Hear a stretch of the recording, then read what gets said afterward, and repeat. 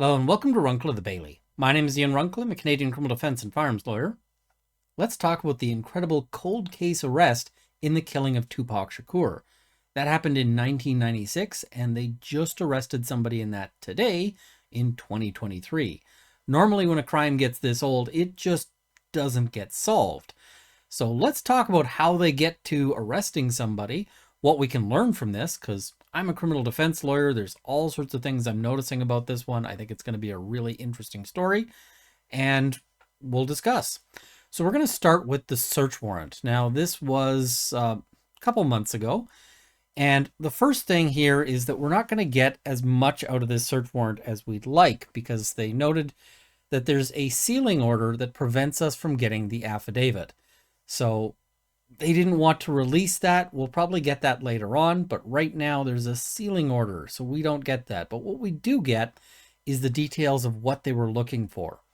So the state of Nevada to any peace officer, all of this, the bit there is just kind of the preamble. Let's look at what they're actually looking for. So first, computers to include but not be limited to laptops, tablets, and desktops. Why do they want computers? Computers are an incredible wealth of information. You do so much things on your computer, and you don't realize just how much your computer tracks what you do. So I think that this is a great reason why people should use encryption on their computers, just to protect your privacy. But these days, any sort of serious investigation, they're gonna want your computer, and this is a murder investigation, so obviously they're going after the computers. Next, electronic storage devices, including but not limited to thumb drives, CDs, external hard drives, audio recording storage devices, and other electronic storage media. Same reason they want your computers. They're going to go after every bit of digital information. To include but not limited to notes, writings, ledgers, and other handwritten or typed documents concerning television shows, documentaries, YouTube episodes. That is interesting, at least to me as somebody on YouTube. Book manuscripts and movies concerning the murder of Tupac Shakur. This tells us something. They're saying that they think that this person might have been shopping their story around, which is an incredibly stupid idea if you're involved in a murder, right? Hey, I killed somebody. Let's tell the world about it, is really a dumb move. But that's just kind of how criminals roll typically. Photos, movies, CDs, writing, and other documentation showing Dwayne Keith Davis, aka Keefy D, or Keffy D, involvement with the Southside Compton Crips. So now we're getting a little picture here. This is who they're looking for and related to the Crips. So there was bad blood there, and yeah. Cellular telephones belonging to Dwayne Keith Davis, date of birth, which they've blanked out. Now, if your computer stores a lot of information about you, your cell phone is in a lot of ways even worse. Because, for instance, if you just take your cell phone and you turn it, you change the orientation, it records that. When you unlock it, it records that. When you move it, it's always tracking what's happening and making a record of it. So your cell phone is basically a tracking device that you carry on you at all times, and that when the police get a hold of it, can be incredibly powerful. It also contains your communications with other people. So for all the reasons that your computer is something that the police really, really want, your cell phone is probably something that they want even more. Copies of the book Compton Street Legend by Keffy D with Yusuf Jah, including manuscripts and notes. So again, they think that this might have ended up in a book, which would be incredibly stupid.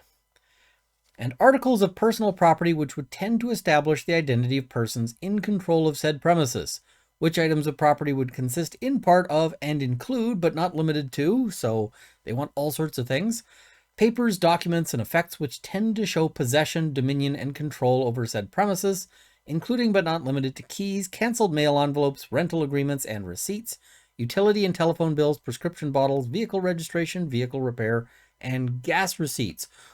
Why do they want this stuff? Well, one problem that they'll often have is, let's say the police search a house, and in that house, in the basement, they find a meth lab. So they'd really like to send somebody to jail for running that meth lab. That's pretty much what the police like to do. And they find somebody in the house, but the problem is they find that person on the main floor and the meth lab is in the basement. In order to get a conviction, they're going to have to show something about maybe this person lives here and therefore ought to have known what was in the basement, right? Because this, at trial, if you don't do your homework, this guy's going to say, hey, listen, I was just visiting, or I actually just broke into the place. I was committing a burglary. I don't know anything about the meth lab. All sorts of possibilities. So you want to tie this person to that home. And the way you do that is typically by going through and finding this kind of stuff. Are you getting your mail there? That suggests you live there. Are you paying the utilities? Is your name on the gas bill? Is your name on these things? Again, suggests you live there. Is your vehicle registration linked to that address? Suggests you live there. Do you have keys in your pocket that just happen to open the front door? Same thing. So that's what they're looking for, is they want to tie the person to the location. Next is items that tend to show evidence of motive and / or identity of the perpetrator, such as photographs and undeveloped film, insurance policies and letters, address and telephone records, diaries, and other documents, whether such items are written, typed, or stored on computer disks, which means they're probably going to be taking pretty much every piece of paper in the place. Objects which bear a person's name, phone number, or address. By the time we get to the end of this, you're wondering, what things are they actually leaving behind? Furniture, I guess. So, are presently located at, and they blanked out the address because they didn't want the public going there. Further described as a single-story residence with stucco construction, beige in color with white trim. There's a double-car garage on the northwest side of the house, and the garage door is white in color. Front door faces west, is located on the west side of the house, and has a white metal security door in front of the entry door. They're giving us a fair bit of detail here as to what this place looks like, which tells us that they've been there. They've had a look, right? The numbers are blank in black on a white background on the west side of the house on a pillar near the front door. So they get this search warrant that is, that's granted. And then we also have the return. And the return tells us, what did they take? Like, what all did they grab? And some of this stuff is actually kind of entertaining. Number 1, Pokeball USB drive. So it's a USB drive that looks like a Pokeball. Okay. When you think gangster, do you think Pokemon? Because apparently, black iPhone in a black case, gray iPad with a broken screen, model 14. Now, it doesn't matter how broken the screen is, they're going to get the data off that. They'll fix the screen for you. White iPad with a broken screen, gold iPad in a pink case, purple Toshiba laptop, serial number. Now, I'm wondering why there's so many computers here and so many laptops. Is this a family, or is there something else going on? Gray Toshiba laptop, black Toshiba hard drive. So I don't know if they took that out of the computer or if it was sitting on the side. Sometimes they'll do both. Gray Sky Devices tablet in a black case, black HP laptop with charger, black HP desktop computer with cord, 40 caliber cartridges. So that's interesting because Tupac was shot with a 40. So I think they're going to try to do that connection, but I think that connection is going to be a little weak this many years afterwards. Just saying. 1 copy of the book Compton Street Legends. 1 copy of Vibe magazine on Tupac. So it's not just any episode or any edition, it's the Tupac Shakur edition. Purported marijuana. This doesn't surprise me. I suspect they could find marijuana in tons of houses. Black Dell laptop. Documentary documents, and black tubs containing photographs and the photographs. So lots of stuff in there that they bring back. Okay, so what does that lead to? Because they get all this stuff, but you notice that none of that stuff is in and of itself super incriminating. You might say, oh, well, he's got the 40 caliber cartridges. So do lots of people. It's actually a very popular caliber. Lots of people own stuff that talks about Tupac. But they're going to be digging through all this. The really interesting thing is going to be what's on all those devices, and we're not going to get to see that until trial. And the trial, of course, is going to be pretty exciting. I may well cover that because criminal law, right up my alley. But this leads to an arrest and an indictment. So let's go through this indictment together because it's got a lot in it, and we'll talk about it as well. All right, so here's the indictment. This is out of Clark County, Nevada. So the defendant above named, Dwayne Keith Davis, accused by the Clark County, and that's Keefe D or whatever it was. That's who we're talking about here. Accused by the Clark County grand jury of the crimes of murder with the use of a deadly weapon with the intent to promote, further, or assist a criminal gang. Category A felony. What does that get you? That gets you life. That gets you forever. Committed at and within the county of Clark, state of Nevada. County of Clark. I've always heard Clark County. That's interesting. On or about the 7th day of September, 1996, as follows. Did willfully, unlawfully, feloniously, and knowingly, for the benefit of, at the direction of, or in affiliation with a criminal gang, to wit, the Southside Compton Crips, which had as one of its common activities engaging in felonious criminal activities other than the conduct which constitutes the primary offense. Now, if you're wondering, why is this so elaborate and going... What they're doing is they're going through all of the elements of the crime here. So all of the elements of the offense, the different ingredients you have to mix together to get the crime that he's charged with. That's what they're doing. They're reciting those here for our benefit. And that's because it's a legal document. It's what you do. So, and with regards to the affiliation of the criminal gang, it has to be something that they do crime other than the specific thing that you're talking about. But I feel like they're going to be able to establish that with the Crips. Just kind of a hunch. So, specific intent to promote, further, or assist the activities of the Southside Crips gang with malice aforethought, kill Tupac Amaru Shakur, a human being. Again, they're just going through the elements of the offense. That's why they have to specify that it's a human being as opposed to, somebody's pet dog or, anything else, because that's part of the elements. You don't get charged with murder if you shoot a deer or something like that, no matter what the deer's name is. So, with the use of a deadly weapon, to wit, a firearm, by shooting at and/or into the body of the said Tupac Amaru Shakur.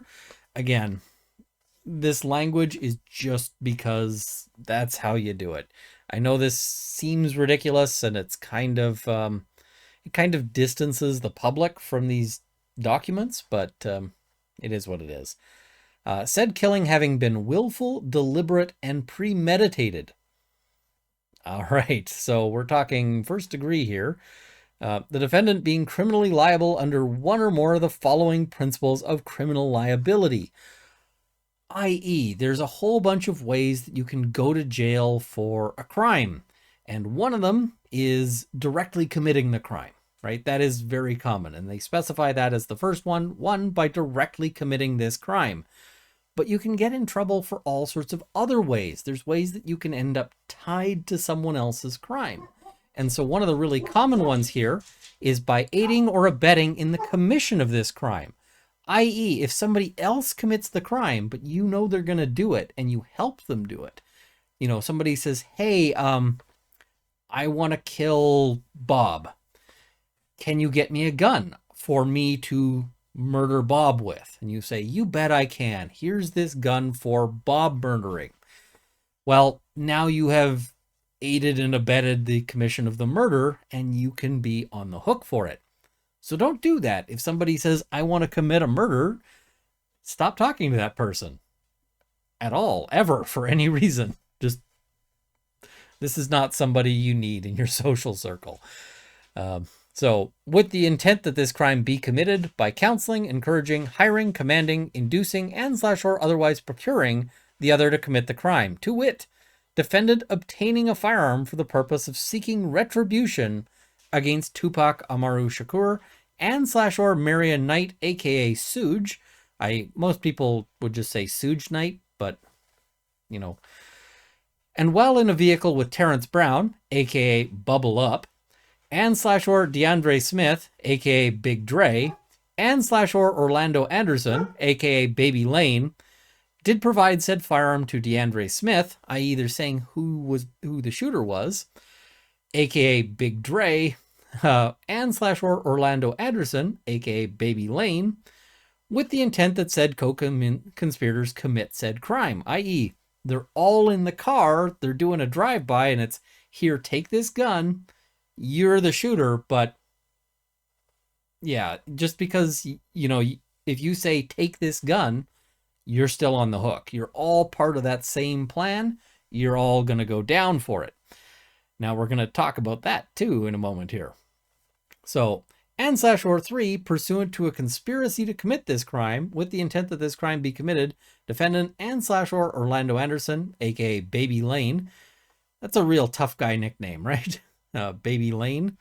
And /or DeAndre Smith, aka aka Big Dre, and /or Terrence Brown, aka Bubble Up. Bubble Up is an even tougher gangster nickname. Aiding or abetting or /or conspiring by acting in concert throughout. So having the same purpose throughout the whole thing. So that's what we've got so far. Now I'm just going to talk about how this comes about. And I'm relying a lot on news reports here, which can sometimes be inaccurate, but you know, that's the information we've got. And what those news reports have said is that apparently Mr. Davis did some talking to the police. And that talking to the police is not always a great idea, because he mentioned that he was in the car when Tupac was shot. And apparently this was part of discussions around getting a deal on other charges, a non-prosecution agreement. Now that's great. He's apparently, you know, maybe he's not being prosecuted on those other charges. But now there's murder on the table. And I'm going to tell you, there's not a whole lot of charges that are where a murder isn't a trade up. So this is a pretty big deal here. Now, so this is a big case of keep your mouth shut. As I mentioned, that it's very rare that they successfully solve crimes that are this old. And there's almost always one common feature when they do. There's one thing that all of those solves have in common. And that is somebody talks. And usually the person who ends up going down when all is said and done is the person who talked. You know, even if it's you pointing the finger at someone else, when you point the finger at someone else and say they were there, well, how did you know that? A finger you point at someone else also points at you. And that's going to be a big issue here. We're going to have to, I think there's going to be some real interesting questions about the confession, about all of that, because that will be critical. If they end up going to trial on this, well, then that confession, they're going to want to keep that out. There's going to be a lot of argument about whether that should go in or not. And I think it's going to be pretty critical. So I'm really going to be interested in this one. I want to see what happens. This is a fantastic case of self-snitching. You talk about things, you end up getting in trouble. And if the suggestions in the search warrant that they thought that this guy might be making videos or, you know, doing a documentary about this, then this guy is one of the dumber people on the planet. There's just, you know, this is being bad at crime. Because, yeah, real bad idea. Self-snitching is a terrible, terrible idea. Now, one other problem this guy's got is we already know he willing to talk. The problem is that there's always a question of what deals can this guy make? And this guy has very little negotiating room right now. Why is that? Well, because the other people in the car, Terrence Brown, aka Bubble Up, DeAndre Smith, aka Big Dre, and Orlando Anderson, aka Baby Lane, are all dead. He's the last surviving person. And this is kind of like the world's worst tontine. Whoever is the last person standing is going to have responsibility, because they're definitely going to want to send somebody to jail. And there might have been a deal to be had if they had the guy who was, who actually fired the shots and he was still alive. But they're not going to make a deal where you point the finger at a dead guy. That's just not going to be available. So, last person standing on this one is real screwed. I'm looking forward to watching this trial. I'm going to stay tuned with it as things develop. I would love to be able to have, with the outro, some Tupac. But copyright means that that's just not going to happen. So instead, we're going to have some outro music that Tupac probably would have hated. Just is what it is. But before we get there, please hit the like button, hit the shares, subscribe, all of that, all those buttons. I also want to thank my Patreon supporters at the $50 level, Lembus for the Elf, the CCFR, Canada's National Firearms Association, and the Canadian Shooting Sports Association. At the $20 level, we have Lindsay Metcalf, Larry Kalniak, Here's a Coin Legal Witcher, still love that name, Cameron Johnson, Andrew Elsich, Vicky, and Dorky Dane. Thank you as well to my $10 supporters, who will be in the crawl immediately following. Thank you for watching. Hope this has armed you with knowledge. See you next time.